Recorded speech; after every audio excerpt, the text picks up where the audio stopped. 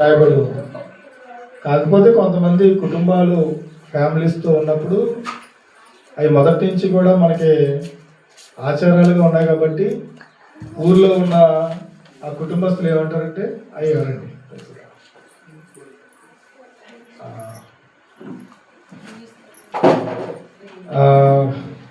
ఏమంటారంటే అందరూ కలుసుకునే అవకాశం ఉంటుంది కదా, అందరూ కలుసుకోవడానికి అదొక అవకాశంగా ప్లాట్ఫామ్గా చాలామంది ఏర్పాటు చేసుకుంటారు. ఎప్పుడు సంక్రాంతి పండుగ ఇలాగా అందరూ కుటుంబస్తులు అందరూ కూడా కలుసుకునే అవకాశం ఉంటుందండి.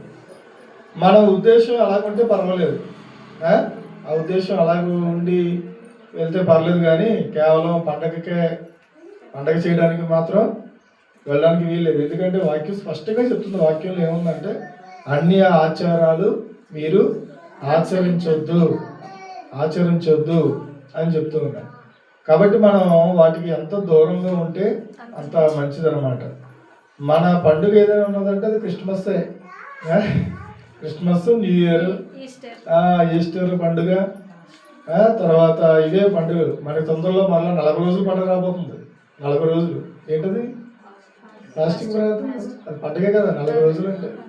ఫిలిం నగర్లో అక్కడ ప్రతిరోజు కూడా సాయంత్రం పూట ప్రార్థనలు పెడతా ఉంటాం. కాబట్టి నాకు అక్కడి నుంచి ఇక్కడ రావడానికి నాకు చాలా కష్టంగా, ప్రతిరోజు రావాలంటే అవ్వదు. కాబట్టి ఎవరైనా పెద్దోళ్ళు ఇక్కడ ఉండి ఏర్పాటు చేయొచ్చు ఆ 40 రోజులు కూడా. మరి మా వాళ్ళు అంటారు, ఏమంటారంటే 40 రోజులు అయిపోయిన తర్వాత అంకుల్ అప్పుడే అయిపోయిందా, 40 రోజులు అప్పుడే అయిపోయిందా, ఇంకా కొద్ది రోజులు పెట్టుకుందాం అని అంటారు. స్టార్టింగ్ ఏమో చాలా బలవంతం మీద వస్తారు, తర్వాత 40 రోజులు అయిపోయిన తర్వాత పెద్దలు ఏమో పాస్టర్ గారు చాలా బాగుందండి, ఇంకొకసారి మళ్ళీ ఇంకా కొద్ది రోజులు పెట్టుకుందాం అంటారు. ఆపడానికి మాకు మనసు ఉందన్నమాట. అంత చక్కగా ఉంటాయి. ఇవన్నీ కూడా మనకి పండగ దినాలు. మన పండగ ఎప్పుడంటే దేవుని సన్నిధికి రావడమే పండగ. దేవుని సన్నిధికి రావడమే పండగ. కాబట్టి మనం దేవుని ఘనపరచడం మనం నేర్చుకోవాలి. కాబట్టి మనం అన్ని విషయాలు కూడా దేవుని స్తుతించడం అనేది అది మనకెంతో మంచిది. దేవునికి మహిమ కలుగును గాక. హల్లెలూయా. మన మధ్యలోనికి ఒక పాస్టర్ గారు వచ్చారు. ఆయన గిడియోన్ సంస్థ ప్రతి సంవత్సరం కూడా మన దగ్గరికి వస్తున్నారు కదా. గిడియోన్ నుంచి అంటే బైబిల్స్ ముద్రిస్తారు వారు. మరి ఫ్రీ బైబిల్స్ ఇస్తూ ఉంటారు. కానీ మనం ఆ సంస్థ నడవడం కోసం మనం ఎంతో కొంత వారికి కానుకలాగా చెల్లించడం అనేది జరుగుతుంది. ప్రతి సంవత్సరం కూడా ఎంతో కొంత ఇస్తున్నాం మనం. మరి కాబట్టి ప్రతి సంవత్సరం కూడా వారు మన మంది ఎక్కడికి వస్తారు. అలాగే ఫిలిం నగర్ కూడా వస్తారు. ఫిలిం నగర్లో ఈవినింగ్ ఇంకొక ఆయన అక్కడికి వస్తారు. మరి ఇక్కడికైతే మరి ఒక అయ్యగారు మన దగ్గరికి వచ్చారు. ఆయన చెప్పే కొన్ని విషయాలు మనం విందాం.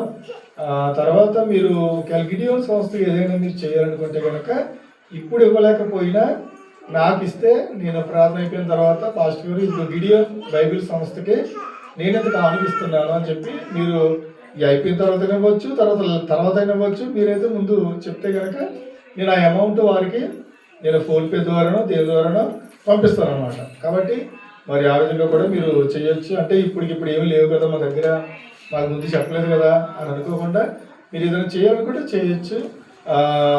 ప్రోత్సాహకరంగా ఉండడం కోసం తర్వాత వారికి నేను ఆ అమౌంట్ అంతా కూడా పంపిస్తాను. ఈ సమయంలో మరి అయ్యా పాస్టర్ గారు వస్తారు కదా, పాస్టర్ గారు మన మధ్యకి వస్తూ ఉండగా చప్పట్లతో మనం ఆహ్వానిద్దాం.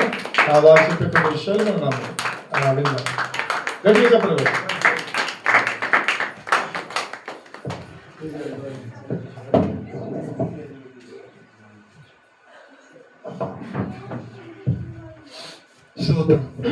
మహోన్నతుడా మహాప్రసిద్ధ తండ్రి, మీ ప్రేమ మీ కృప ఎంత గొప్పది నాయన.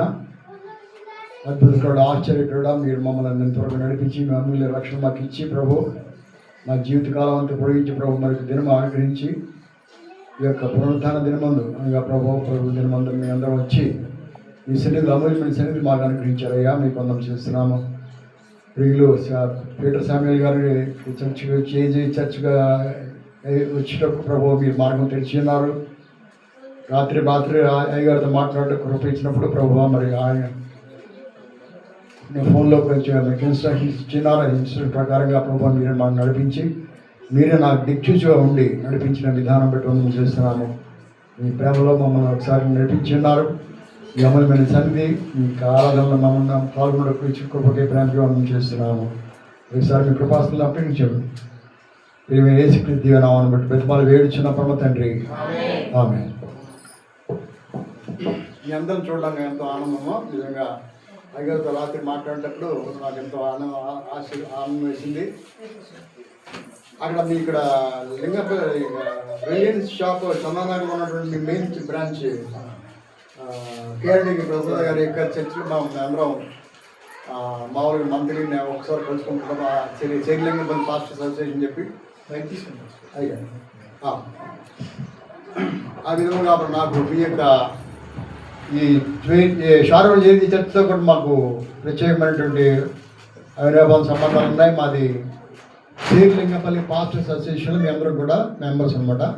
ముఖ్యంగా ప్రభు మేము అందరినీ కూడా అమూల్యమైన రెక్కల చాటు కాచాడి కాపి కాచి కాపాడి ఈ దినం కూడా ఈ సంఘంలో వచ్చినప్పుడు నాకు ఎంతో ఆశ్చర్యం ఆనందం వేస్తున్నది. నాకెంతో ఒక తల్లి సంఘం వచ్చినట్టుగా నాకు అనుభవం ఇస్తున్నాను. ఎందుకంటే మా సొంత రాజమండ్రిలో ఉన్నటువంటి ఐపీసీ చర్చిలో చిన్నప్పటి నుంచి పెరిగి పెంచబడి ఇదే యొక్క బైబిల్ సిద్ధాంతాల్లో ఉండి పెంచుకొస్తే అనుభవంలో ఉండి పరిశుద్ధాత్మ అభిషేకంతో ఉన్నటువంటి సంఘంలో పెంచబడి ఉన్నాను. అదే అనుభవంలో ఉన్నటువంటి మన షారోన్ చర్చిని కూడా దేవుడు దీవించి ఆశీర్వదించి ఈ అమీన్పూర్ ఏరియాలో బలంగా వాడుకుంటూ ప్రభు కృపించున్నారు. నేను అనుకోలేదు ఈ విధంగా నేను ఈ రోజు మీ దగ్గరికి వచ్చి ఈ విధమైనటువంటి దేవునికి సన్నిధిలో మా దేవుని మాటలు చెప్పడానికి అని చెప్పి ప్రభు నటించిన విధానం పెట్టి చేస్తున్నాను. పోయిన సంవత్సరం అయితే ఈ గిడియోన్ సంస్థ ద్వారా నేను సుమారు 10 చర్చిల పైకి వెళ్ళి ప్రతి వారం నేను వెళ్ళి ఈ విధంగా గిడియోన్ పరిచర్యలో పాల్గొనడానికి దేవుడు కృపించున్నారు.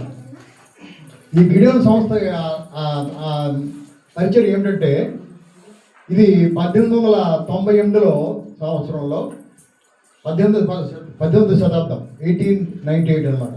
అక్కడ అమెరికాలో ఇద్దరు వ్యక్తుల ద్వారా స్థాపించబడినట్టు ఒక సంస్థ.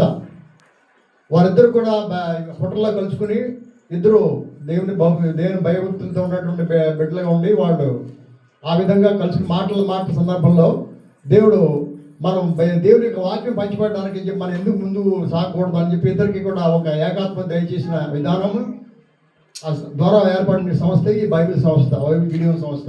ఇప్పుడు ఇది సుమారు 195 కంట్రీస్లో వివిధ దేశాల ప్రపంచంలో అన్ని కంట్రీస్లో కూడా వ్యాపించింది. ఈ బైబిల్ దేవుని వాక్యం పంచిపెట్టడానికి అని చెప్పి అనేక దేశాల్లో కూడా ఇది ఇద్దరి ద్వారా స్థాపించబడినటువంటి సంస్థ ఇప్పుడు సుమారు 198 దేశాల్లో వ్యాపించింది. దాంట్లో మన ఇండియా దేశం కూడా ఉంది.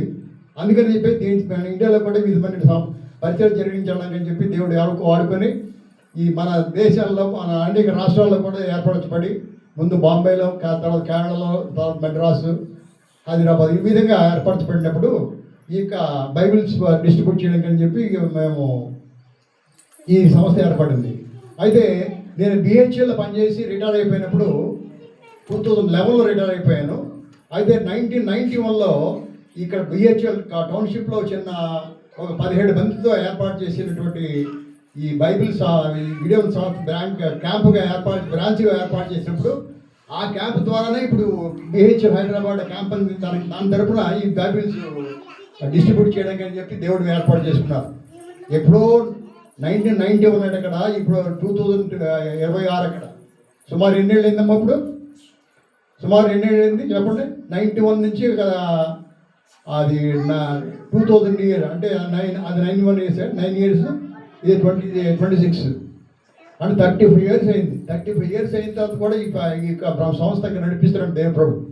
ఈ సంస్థ ద్వారా అనేక మంది స్కూల్ పిల్లలకి, హాస్పిటల్స్లోకి, జైళ్ళు అందరూ కూడా దేవునికి వాక్యం పంచడానికి అని చెప్పి దేవుడు ఏర్పాటు చేస్తున్నాడు. చిన్న బైబిల్స్ ఉంటాయి, మీకు మళ్ళీ వచ్చినప్పుడు ఇస్తాను. ఆ చిన్న బైబిల్స్ ఒక్కటి కాస్ట్ 50 రూపాయలు ప్రింటింగ్ ఛార్జెస్ అనమాట. ఇంకో పొడుగు బైబిల్స్ ఉంటే న్యూ టెస్ట్మెంట్ అది 120 రూపీస్. అయితే ఈ గిడియోన్స్ ఉన్న వాళ్ళ క్రైస్తవ బిడ్డలే, కాకపోతే వాళ్ళు బిజినెస్ చేసుకున్నటువంటి జాబ్ చేసుకుంటూ దేవుని యొక్క వాక్యం బైబిల్ ప్రింట్ చేసి పంచిపెట్టాలని అని చెప్పి వాళ్ళు ఉద్దేశించి ఫ్రీగా ఇస్తామన్నమాట. ఎవరికి అది డబ్బులకి ఇవ్వరు. అందరికి ఫ్రీగా పంచిపెట్టాలి. దేవుని వాక్యం ఏమని చెప్పింది? నా వాక్యము ఉచితంగా ఇవ్వబడింది, మీరందరూ కూడా దాన్ని ఉచితంగా ఇవ్వాలి, పంచిపెట్టాలి. అంచేత కొన్ని సంస్థలు ఉన్నాయి, వాళ్ళు ప్రింటింగ్ చేసి అమ్ముతారు. కానీ గిడియన్స్లో ఉన్నటువంటి ముఖ్య ఉద్దేశం ఏంటంటే అవన్నీ కూడా ఫ్రీగా ఇవ్వాలి. పిల్లలకి, హాస్పిటల్స్ ఉన్న రోగులకి కానీ, జైళ్ళలో ఉన్నటువంటి వాళ్ళ ఖైదీలకి కానీ, వీళ్ళందరికీ కూడా ఏం చేయాలమ్మా? దేవుని వాక్యము ఉచితంగా ఇవ్వాలని. అది చాలా గొప్ప విషయం, అందరికీ సహజం కాని పని. అయితే దేవుడు ప్రభు యొక్క వాక్యం ఏ విధంగా చెప్తుంది? నేను వాక్యం ఉచితంగా ఇచ్చింది, మీరు కూడా ఉచితంగా పంచాలని. చాలా అది ఎలా వీలుపడుద్ది? చాలా కష్టం. అయితే దేవుడు ఏర్పాటు చేసినటువంటి ఇద్దరు బిజినెస్ మెన్ ద్వారా నికోలస్ అనే ఒక ఆయన, ఇంకొక ఆయన బ్రౌన్ అని చెప్పి ఇద్దరు బిజినెస్ మెన్ అమెరికాలో స్టార్ట్ చేసినటువంటి ఆ అగ్గి అలా రగులుతూ ఇప్పుడు 195 దేశాల్లో వెళ్ళింది. మొత్తం మన దేశాలు నిన్నమా వరల్డ్లో ఎన్ని దేశాలు ఉన్నాయి ప్రపంచంలో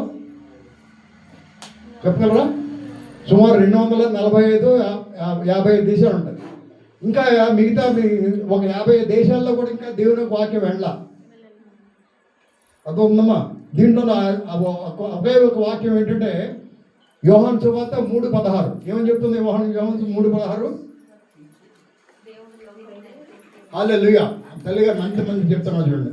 దేవుడు లోకమును ఎంతో ప్రేమించెను కాగా తన అద్వితీయ కుమారునిగా పుట్టినవాని యందు విశ్వాసముంచు ప్రతివాడు నశింపక నిత్య జీవము పొందినట్లు ఆయనను అనుగ్రహించిన. ఆయన అంటే ఎవరమ్మా? మన పెండ్లి కుమారుడు ఎవరు? యేసు ప్రభు. పెండ్లి కుమారుడు అంటే ఎవరంట? యేసు ప్రభు. వధువు సంఘం ఎవరు? మనం అందరమే. మన సుమారు మన ప్రపంచంలో 47,000 డినామినేషన్స్ ఉన్నాయంట. ఎన్నమ్మా? 47,000. మరి ఇన్ని డినామినేషన్స్లో అన్నింటినీ కూడా దేవుడు యేసు ప్రభు పూజ ఆరాధిస్తున్నారు. అయితే వాళ్ళు ఆరాధించే క్రమంలో ఇప్పుడు సిద్ధాంతాలు వేరు అయినప్పటికీ దేవుడు వారు ఎవరిని విడిచిపెట్టాడు. అర్థమైందా? కొన్ని ఉన్నాయి డినామినేషన్స్. అవి ఒకే దేవుని ఆరాధించే వాళ్ళు కొంతమంది ఉన్నారు. సెవెంత్ అడ్వెంటిస్ట్ అని, యెహోవా విట్నెసెస్ అని. ఏం చేస్తారు? యెహోవా మా దేవుడు, ఇంకెవరు లేరు. యూదులు ఏం చేస్తారు? యూదులు కూడా ఏమంటారు? యూదులు వాళ్ళు కూడా యెహోవా మా దేవుడు అంటారు. యేసుప్రభు వాళ్ళ దగ్గర ఉన్నప్పటికీ బెత్లెహేంలో ఇశ్రాయేల్ జన్మించినప్పటికీ వాళ్ళు ఏమంటారు? యెహోవా మా దేవుడు. ఇంకా మెస్సియా అనేటువంటి ఆయన కోసం మేము వేచి చూస్తున్నాం. అరే మెస్సియా యేసుప్రభు వచ్చేసాడు, కానీ వాళ్ళకి ఇంకా తెలియదని అంటే ఆత్మీయ కన్నులు వాళ్ళు తెరబడలేదు. అంచేత ప్రభు పరిశుద్ధ నామ స్తోత్రం. మన హిందూ దేశంలో కూడా మనం అనుకుంటాం ఇదేదో బయట నుంచి వచ్చినట్టు ఈ మతము, లేకపోతే ఆ విధంగా కొన్ని అపోహలతో ఉన్నటువంటి వారికి దేవుడు ఇచ్చిన మంచి సమాధానం ఏంటంటే 67 క్రీస్తు శకం 67 సంవత్సరం ఉన్న సెయింట్ థామస్ అనేటువంటి యేసు ప్రభు యొక్క 12 మంది శిష్యులు ఉన్నప్పుడు ఆయన పేరేమా?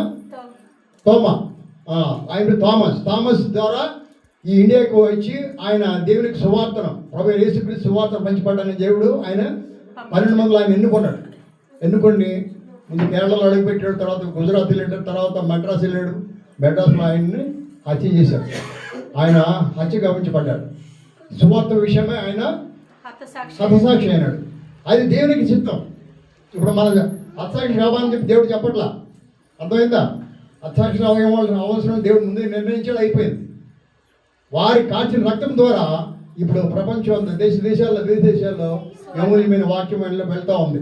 దేవుడు లోకం ఎంతో ప్రేమించను కాగా తన అద్వితీయ కుమారుని పుట్టిన వాని యందు విశ్వాసం ఉంచేవాడు ప్రతి వాడు నశింపక నిత్య జీవం పొందినట్టుగా ఆయన నిర్ణయించాడు. అంతే మన పుట్టిన ప్రతి వాడు కూడా నిత్య జీవం పొందడానికి అని చెప్పి దేవుడు వేసిన పెద్ద ప్రణాళిక.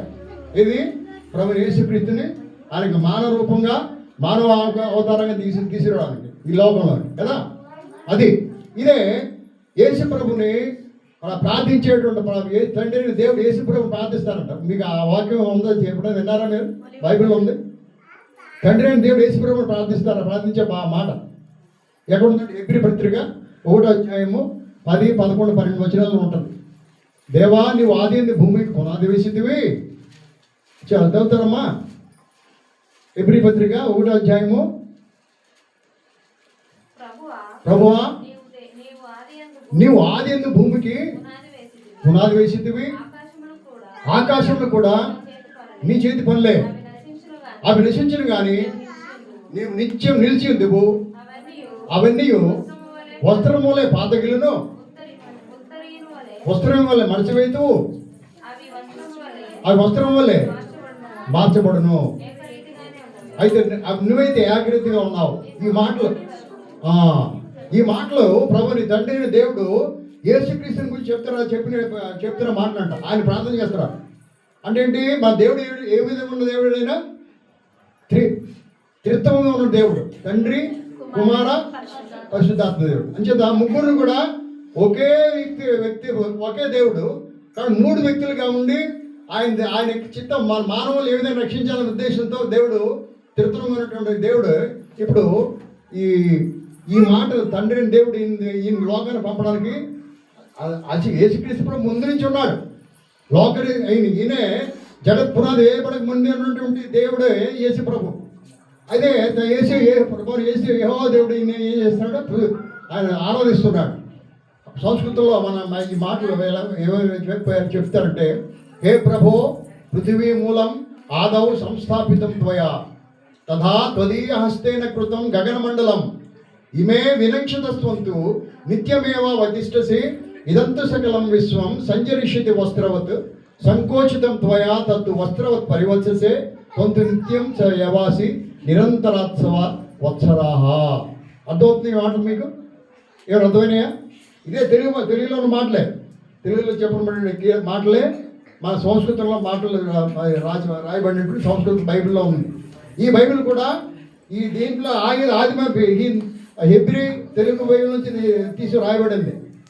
అయితే దేవుడు యొక్క అనాది సంకల్పం చొప్పున ఈ లోకంలో ప్రతి ఒక్కళ్ళు, లోకంలో ఎన్ని భాషలు ఉంటే అన్ని భాషల్లో కూడా దేవుని యొక్క వాక్యము అనువదించబడాలి. అందరూ దేవుడి ప్రభుని యేసుకి తెలియబడాలి. ఇప్పుడు మన ప్రపంచ జనాభా ఎంతమంది అంట? ఈరోజు చెప్పాలి. ప్రపంచ జనాభా ఎంత? ఆల్మోస్ట్ వరల్డ్ పాపులేషన్ 800 కోట్లు. ఎంత అంటే 8 బిలియన్స్ అంటాము. 8 బిలియన్ జనం అనమాట. దాంట్లో సుమారు ఈ యొక్క దేవుని యొక్క అమూల్యమైన వాక్యం ఎంతమంది పంచారు తెలిసినా మీకు? ఇంత చెప్పిన వాక్యం ఓన్లీ 200 కోట్లకి వెళ్ళింది. 250గా 200 చిల్లరకు మాత్రం వెళ్ళింది. మరి ఇంకెంతమందికి వెళ్ళాలి దేవుని వాక్యము? సుమారు 600 కోట్లకి వెళ్ళాలి. మరి ఎలా వెళ్ళాలి? ఇది ఎలా వెళ్ళాలమ్మా? రక్షించబడినటువంటి మన ద్వారా మాత్రమే దేవుని యొక్క వాక్యంను పంచాలి. మత్తయి సువార్త 28వ అధ్యాయము 20 వచనం ఏమని రాసి చూద్దాం ఒకసారి. మత్తయి సువార్త 28, 20, 19, 20 చదవండి. నేను మీకు ఏ సంగతులను ఆజ్ఞాపించితినో వాటన్నిటిని గైకొనాలి, వారికి బోధించాలి. ఇదిగో నేను యుగ సమాప్తి వరకు 15 వచ్చి చదవమ్మా. 28, 15. అప్పుడు వారు ఆ ద్రవ్యము తీసుకొని తమకు బోధింపబడిన ప్రకారము చేసిరి. ఈ మాట యూదులలో వ్యాపించి నేటి వరకు ప్రసిద్ధమై ఉన్నది. 15 వరకు. ఇప్పుడు మీరు సర్వలోకానికి వెళ్ళి సర్వ సృష్టికి సువార్త ప్రకటించండి మాట ఎక్కడ రాస్తుంది చూడండి అయ్యారు. ఉంది కదా దాంట్లోనే 28 అధ్యాయము. మత్తయి మార్కులు కూడా చదవండి. ఆఖరి ఉంటుందా? 16. మీరు సర్వలోకములకు వెళ్ళి సర్వ సృష్టికి సువార్త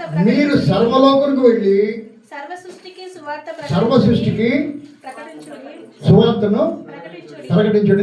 ఎన్నో వచనం మరి? 16, 15. ఈ వాక్యం ద్వారా సర్వలోకానికి వెళ్ళమని చెప్పి యేసు ప్రభు చెప్పిన మాట అండి.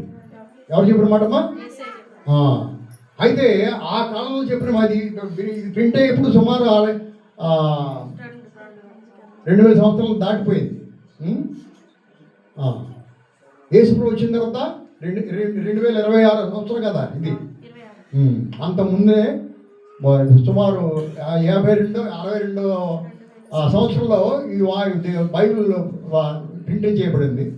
అప్పటి నుంచి కూడా ఈ మాట చెప్తున్నప్పుడు ఈ సుమారు 2026 సంవత్సరాలు దాటుతూ ఉన్నాయి. ఇంకా ఇందాక అనుకున్న ప్రకారంగా 200 కోట్ల మందికి 250 కోట్ల మందికి వెళ్ళింది ఇంకా వాక్యం. కానీ ప్రభు ఏం చెప్పాడు మరి? సర్వలోకం వెళ్ళింది. ఏం చేయాలి? ఇంకా 600 కోట్లు ఇంతమంది జనాలకి వాక్యం వెళ్ళాలి. యేసుప్రభు రాక రెండో రాక సమీపం అని చెప్పి మన దేవుడు ఆ పేతురు భక్తి చెప్తున్నాడు కదమ్మా. 1 పేతురు 3వ అధ్యాయం 16 వచ్చింది. 1 పేతురు 3:16. నిర్మూలమైన మనస్సాక్షి గలవాడు 4:16 తీయండి. ఎవడైనను క్రైస్తవుని అదేనందా? ఓకే. పేతురు పత్రికలు కూడా ఏమని రాస్తుందంటే, ఈ యొక్క భూమి ఆకాశములు రేపొద్దున భయంకరంగా ఇందాక మనం చదివిన వాక్యం ఈ సంస్కృతం చెప్పిన విధంగా అవన్నీ అగ్ని గంధకుల చేత లయమైపోతాయంట. ఏమవుతాయమ్మా? 4:16 తీయండి గారు. 2 పేతురు 2 పేతురు 2 అధ్యాయం 11 వచ్చింది. చదవండి గారు. 3:10 చదవండి. ఇవన్నీ ఇట్లు లయమైపోను, ఆకాశములు రగులుకొని లయమైపోయినట్టు పంచభూతములు మహావేంద్రముతో దేవుని దినపు రాకడ కొరకు కనిపెట్టుచు దానిని ఆశతో అపేక్షించుచు మీరు పరిశుద్ధమైన ప్రవర్తనతోను భక్తితోను ఎంతో జాగ్రత్త గలవారై ఉండవలెను. చూసారు దేవుని వాక్యం ఎలా చెప్తుందమ్మా? దేవుని రాకడ చాలా సమీపం ఉంది. మీ యొక్క ప్రవర్తన కానీ మీ యొక్క పరిశుద్ధత కానీ చాలా జాగ్రత్త కాపాడుకోవాలని చెప్పి దేవుడు మనతో నాతో మాట్లాడుతున్నారు. ఇప్పుడు ఇందాక సంవత్సరంలో చదివిన వాక్యాలు ఏమని రాసింది? ఈ భూమి ఆకాశం కూడా లయమైపోతాయి. పంచభూతాలు అంటే అర్థం ఏంటి? భూమి, ఆకాశము, గాలి, నీరు, ఇంకా అగ్ని. ఈ 5 భూతాలు ఇవన్నీ కూడా పంచభూతాలు పేతురు గారు చెప్పిన విధంగా ఇవన్నీ లయమైపోతాయంట. అప్పుడు ఏమవుద్ది? నూతన భూమి, ఈ ఉన్న భూమి మీద అన్నీ కాలిపోతాయి. ఆకాశంలో ఉన్న అన్నీ కూడా రాలిపోతాయంట. అది దేవుడు ఏం చేస్తున్నాడు? కొత్త భూమి, నూతన ఆకాశం ఇస్తాడు. అప్పుడు యేసుప్రభు రాకడం సమీపం రాబోతుంది. ఆయన అప్పుడు వచ్చి మన లోకానికి ఆయన నిత్యదేవుడు వచ్చి 1000 ఏళ్ళు యేసుప్రభు వచ్చి పరిపాలన చేస్తారు. ఈరోజు గొప్ప నిరీక్షణ ఎవరికి ఈ లోకంలో? క్రైస్తవులు మాత్రం ఉంది. అయ్యగారు చెప్పిన విధంగా క్రైస్తవులకు ఉంది, వేరే వాళ్ళకి లేదు. అంచేత మనం ఈ లోకం వాళ్ళందరూ పిచ్చివాళ్ళు అనుకోవచ్చు, అందరూ పిచ్చివాళ్ళే అని చెప్పి అనుకోవచ్చు. కానీ మనం అందరూ కూడా నిరీక్షణతో ప్రభు ఇచ్చిన వాక్యం అని ఆయన కోసమే వేచి ఉండే జనముగా దేవుడు మనం పెట్టి ఉన్నాడు. హల్లెలూయా. దేవుడి మహాకృప ద్వారా మనందరం కూడా ప్రభు యేసుక్రీస్తు యొక్క రక్తం ద్వారా విమోచించబడి కడగబడి శుద్ధీకరించబడి ఈ నమూనమైన సన్నిధి ఈ సంఘంలో మనం సంఘ బిడ్డలుగా దేవుడి యొక్క మెంబర్స్ దేవుడు ఏర్పాటు చేసుకున్నాడు. మామూలు విషయం కాదు. ఒక ఆత్మను రక్షించాలంటే ఆత్మ మనం మానవుడి యొక్క ఆత్మ ఖరీదు అని చెప్పగలరా? విలువ ఎంత? మానవుడి యొక్క ఆత్మ విలువ ఎంత రక్షించాలంటే? ఈ లోకంలో కొన్ని కోట్లు ఇచ్చిన మనం మానవ ఆత్మను రక్షించలేమంట. కానీ అటువంటి ఆత్మను రక్షించడానికి యేసు ప్రభు ఈ సంఘం ద్వారా మాత్రం పెట్టాడు. సువార్త ద్వారా మాత్రమే రక్షించబడుతుంది. మానవుని యొక్క ప్రాణాత్మ శరీరం రక్షించబడతాడని చెప్పి ప్రభు సంఘం ద్వారా దేవుడు ఏర్పరచుకున్నాడు. అంచేత ప్రభు యొక్క ఆ వాక్యం మన నిత్య జీవనం పొందడానికి అని చెప్పి దేవుడు మనల్ని ఏర్పరచుకున్న విధానం బట్టి మనకిచ్చిన ఈ యొక్క సంఘం బట్టి మనం ఎంతో అదృష్టవంతులం. మన సంఘం ద్వారా అనేక సంఘాలు ఉన్నాయి. ఏ సంఘాలను కూడా మనం చిన్న చూపు చూడకూడదు, తక్కువ చూపుతో చూడకూడదు. వీళ్ళు మా సంఘం కాదు వెళ్తూ అని చెప్పి అనకూడదు. మనం దేవునికి చిత్తం అది, దేవుని యొక్క ఏర్పాటు ఇప్పుడు ప్రకటన గ్రంథంలో ఉన్నటువంటి సంఘాలు ఎన్ని అయ్య గారు? 7 సంఘాలు ఉన్నాయి. 7 సంఘాల్లో స్ముర్న, ఎఫెసస్ ఇవన్నీ ఉన్నాయి కదా. ఆ సంఘాల్లో ఉన్నటువంటి ఒక్కొక్క సంఘాల్లో కొన్ని లోటుబాట్లను దేవుడు ఎత్తి చూపిస్తున్నాడు కదా అయ్య గారు. అయితే నీలో కొంత పొదవ ఉంది, నీలో కొంత తప్పిదం ఉంది అని చెప్తున్నప్పుడు సరిదిద్దుకోవాలని చెప్తున్నాడు. లవదీకే సంఘం అని చెప్పి దాంట్లో ఇంకా భయంకరమైన క్రియలు జరుగుతున్నాయంట, తప్పిదాలు. అయితే ఏమైనప్పుడు దేవుడు అందరినీ కూడా క్షమించి తిరిగి మారి మనసు పొంది ఆయన దగ్గర రావాలని ఉద్దేశంతోనే ఈ సంఘాలు డిఫరెంట్ సంఘాలు ఏర్పరచబడ్డాయి. అయితే ఆ సంఘాల్లో 2 సంఘాలు మాత్రం ఉన్నాయి, స్ఫుర్ణ సంఘము, పిల్లలకి సంఘంలో. ఆ 2 సంఘాలని దేవుడు ఎత్తి ఏమి వాళ్ళు తప్పిదాలు ఏమీ లేవు, కొరతలు ఏమి లేవు అని చెప్పి మనం చదవగలం. ఆ విధంగా ప్రతి సంఘంలో కూడా కొన్ని కొరతలు బలహీనత ఉన్నప్పటికీ కూడా దేవుడు మనందరం కూడా ప్రభు యేసుక్రీస్తు రక్తం ద్వారా కడగబడి శుద్ధీకరించబడి బాప్తిసం పొంది మరి ప్రభు ఇచ్చినటువంటి ఆ యొక్క ఆజ్ఞను శిరసావయం తీసుకెళ్తున్నాం. మీరు సర్వలోకంగా వెళ్ళి సర్వ సృష్టికి సువార్త ప్రకటించి మరి ఏం చేయాలి? మత్తయి సువార్త రాసిన విషయం ఏంటంటే మీరు సమస్త జనులను శిష్యులుగా చేయండి రాజు అయ్యారు, శిష్యులుగా చేయాలి. ఇప్పుడు సంఘంలో బిలీవర్స్ ఉన్నారు, మాలాంటి సేవకులుగా అయిపోయి దేవుని యేసు ప్రభు యొక్క శిష్యులుగా ఉండేటువంటి సేవకులు కూడా ఉన్నారు. అందుకే ప్రభుకి ఉద్దేశం ఏంటంటే అందరూ శిష్యులుగా మార్చబడాలి. రక్షణ పొందిన తర్వాత అందరూ కూడా శిష్యులకు దేవుని యేసు ప్రభుకి శిష్యులకు తీసుకోవాలి. శిష్యులకు తీసుకోవాలంటే ఏం చేయాలి? ప్రభువుని ఆయన పూర్ణ ఆత్మతో, పూర్ణ శక్తితో, పూర్ణ వివేకంతో ప్రభుని తండ్రిని దేవుణ్ణి ఆరాధించాలి. అంత మాత్రం కాదు, నీ తోడి పొరుగు వారిని నిన్ను వల్ల నీ పొరుగు వారిని ప్రేమించాలి. ఈ దేవుడు ఇచ్చిన 10 ఆజ్ఞలు ఉన్నాయి కదా, పాత నిబంధనలో 10 ఆజ్ఞలు. ఆ 10 ఆజ్ఞలు దేవుడు ఏం చేశాడు? ఈ 2 ఆజ్ఞలు కుదించేశాడు. ఏ ఆజ్ఞ ఒకటి ముందేమో నీ పూర్ణ శక్తితో, పూర్ణాత్మతో, పూర్ణ వివేకంతో నీ తండ్రిని దేవుడిని మాత్రమే ప్రేమించాలని ఒకటి. రెండవది నిన్ను వల్లే నీ పూర్వాన్ని ప్రేమించి. ఈ 2 ఆజ్ఞలలో ఆ 10 ఆజ్ఞలు కూడా దేవుడు కుదించి ఇచ్చేశారు. దేవుడు ఎంత గొప్ప దేవుడు చూసారా? పాత నిబంధనలను కొట్టివేయడానికి దేవుడు రాలేదు, కానీ యేసు ప్రభు వాటిని నెరవేర్చడానికి వచ్చాడని చెప్పి ఆ 10 ఆజ్ఞలు కూడా ఆయన కుదించి ఈ 2 ఆజ్ఞలు చేశాడు. ఒక యవన బిడ్డ యేసు ప్రభు దగ్గర వచ్చినప్పుడు, అయ్యా నేను నిత్యజీవం పొందుకోవడానికి ఏం చేయాలి అని అడుగుతాడు. ఉంది కదా మా సువార్తల్లో.